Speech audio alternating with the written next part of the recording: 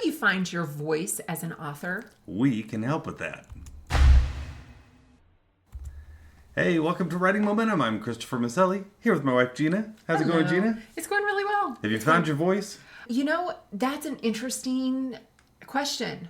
I think our voice as authors really change and evolve over time. So we're talking about that today. Yeah. How do you find your voice? How do you find your voice? And so let's take a step back. What does it mean to find your voice, right? Your voice is your style. It's the way you say things when you write, right? Just like our physical voice has a certain tone to it, a certain rhythm that people hear, and when they hear it, they know that tone, they know that rhythm, they know it's you. The same comes across in your writing. Your tone, your style, your rhythm, that's what makes you consistently you. And we're not talking about not paying attention to like what rules and conventions are and just doing your own thing, right? You need to know the rules before you can break them. We always say that. But it means that you allow yourself to be you for people to see you in your writing, right? Yes, I think you're right. I think you've got to understand the way you want to speak, the way you want to write your work, and lean into that. Understand that your voice is unique and it's beautiful and it's worthy of being heard. And I think there's a lot of times there's these little messages that come in our minds that tell us that somehow we should sound different. We should write differently. We should have our words, we should say everything differently. And that, like Chris said, we're not talking about not paying attention to rules of grammar and punctuation and just being sure that we're clear and concise. Those things we need to study in order to become stronger in, but we're really talking about just finding that natural way that you communicate in writing and really leaning into that. Yeah, that's and right. there are some authors, you know, depending on who your favorite author is, Chris and I each have different authors that we love. They will each have their own voice. And what resonates with one reader won't necessarily resonate with another reader. You may have someone that you love their style. Oh, I just love the way that they say things. Someone else will love someone else. They'll love another writer, another type of writing, another style of writing. And that's beautiful as well. Yeah. So why do you need to develop your voice? Because it creates that authenticity. People can tell when it's not you, right? When it's just someone just writing a paper. And I think when you create that authenticity, it allows you to be you in a very uncomplicated way, right? It's just you showing up, and it builds trust with your audience. Not only that, it helps you find your audience, because like Gena was just saying, the authors that you like are generally, there's some reason that you might connect with them in the way they write. Others may not connect with them in the way they write that way. There are going to be people who will connect with you, and there will be people who won't connect with you. And what you can do, though, is help people find you by being authentic, by being you. You don't have to worry about the people who won't connect with you. You know, we can't make everyone connect with us. We can't be all things to all people. But we can go ahead and be ourselves and bring that audience in that likes who we are, right? I think we need to give some examples of what we're talking about. People of different styles and different ones. You love Dave Barry. Yeah, you Dave love Barry. his writing. Yeah. What is it that you love about his writing? So Dave Barry is a columnist with the Miami Herald, I believe, or at least he used to be. I'm not sure if he is anymore. I think he still is. I'm not sure. But he's a very funny writer, right? He writes columns. He does a lot of repetition in the columns. He does a lot of irreverent kind of humor sometimes. He makes fun of Florida a lot. Those are earmarks of his type of humor. And like, I really like Dave Barry because I like that type of humor, but other people may read it not like it so much. But to me, it's instantly recognizable.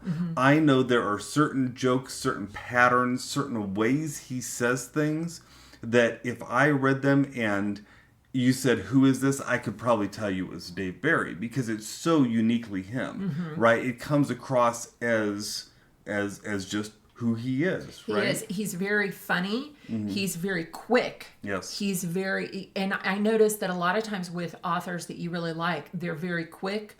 They use a lot of rapid. If they're writing fiction, they're using rapid dialogue. Yes, You really yes. like Rapid rapid fire dialogue. yeah. You like tight scenes. So those are the style that you really like. That's one of the styles I like for sure. So, for instance, I also like Claire North, who's a young writer. She's written some really profound kind of books, but she's very broad in her scope of writing. And her writing is often chaotic when you're reading it, right? But there's something about that kind of also resonates with me. I like the way that she writes that way. Because of her style of writing, I will read her books, even though some of her books I didn't enjoy that much. Some I thought were some of the best books I've ever read.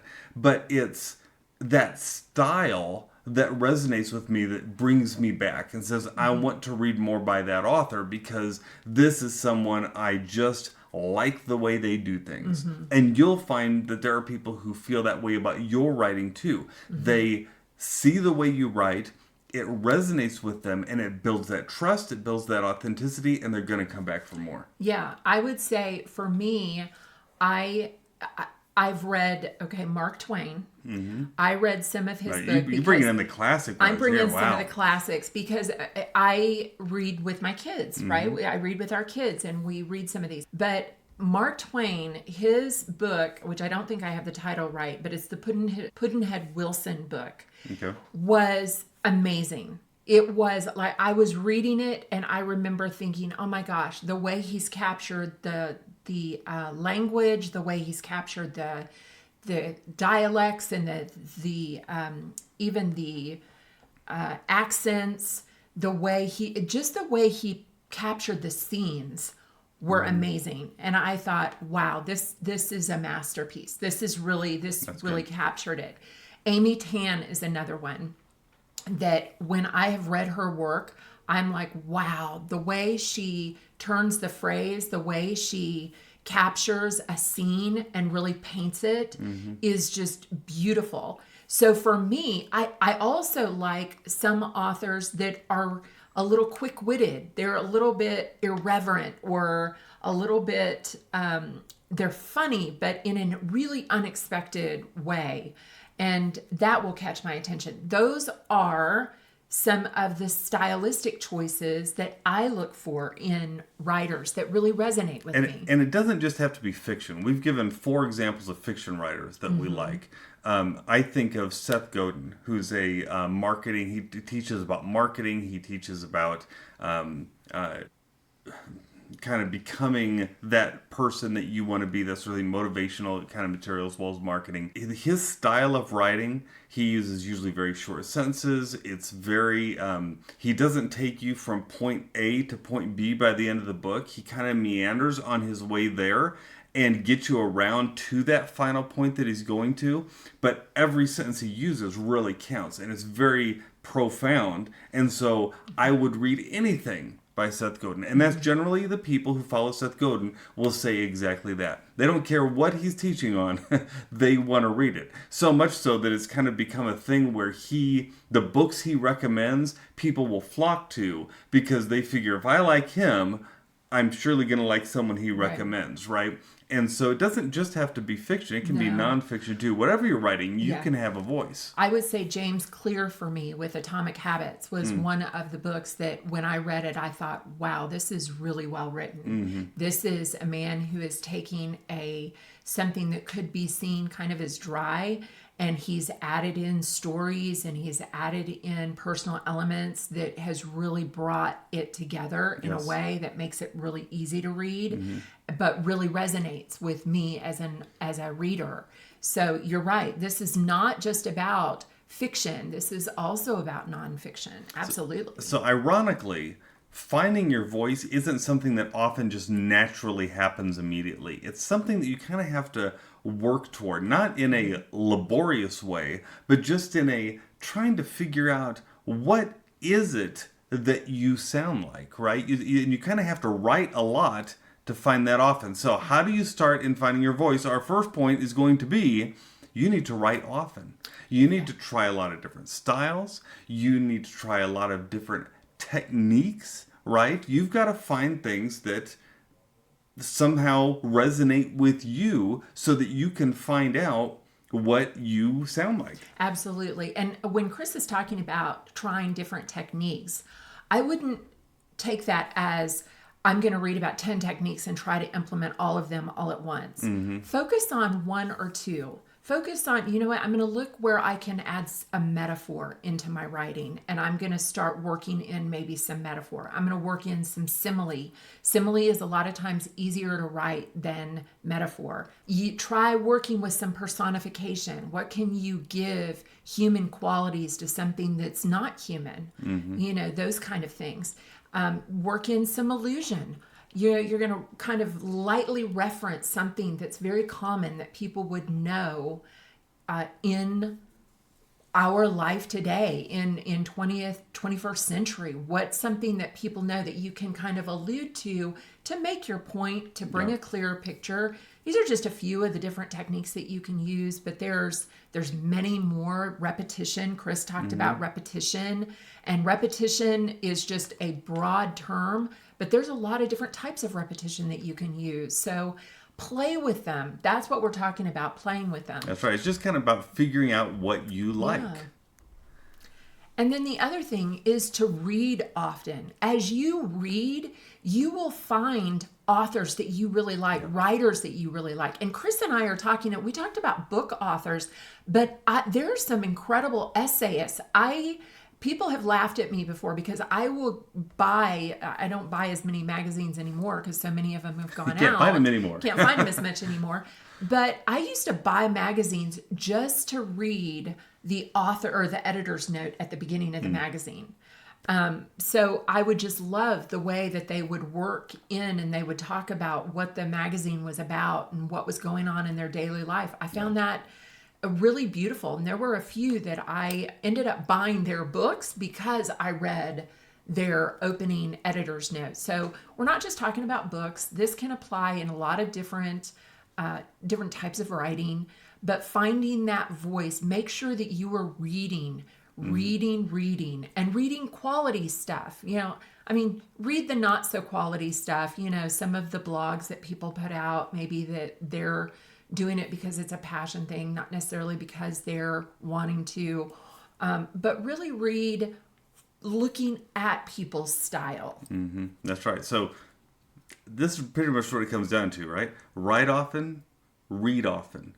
The more you write, the more you read, the more you're going to find. And then experiment as you write yourself. The more you're going to find what you sound like. And what we mean that is what values you're drawn to, what sense of humor you're drawn to, what way you like to communicate.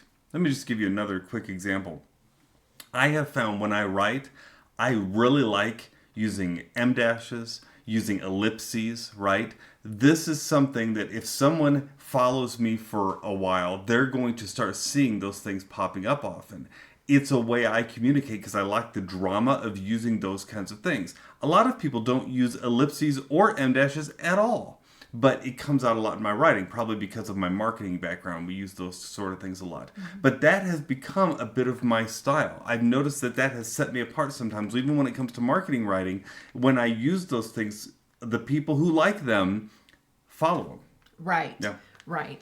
And definitely just as you're reading, as you're writing, just really stop and think. If you come across something that you love, really stop and think, why is it that I love this? Yeah. It may not be just because if it's a fiction piece, because the plot or the character. You may also love that author's style.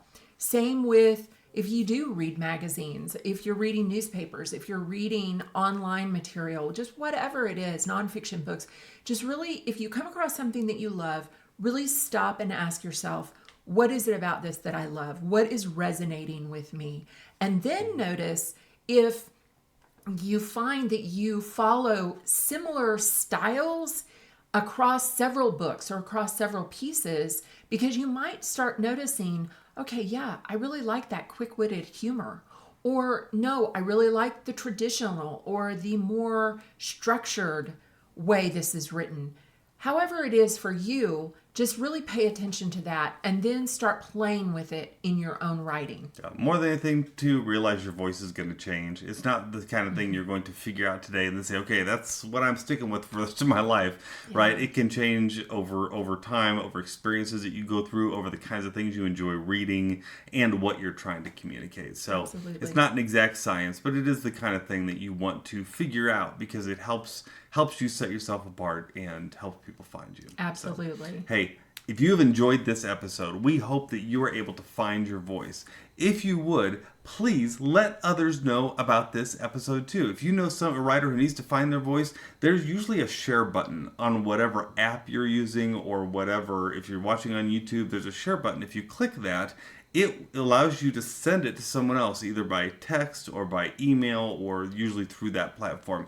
So would you do that? Try to think of someone who might like this and then go ahead and send this to them. And we thank you so much for listening. You guys are just awesome. That's why we put these out. And, this is not the kind of thing that we feel like you should do alone, all this writing. It's together. We have writing momentum. I threw that one at you fast, didn't I? I know, but I'm following you. I'm tracking. Bye-bye. Bye.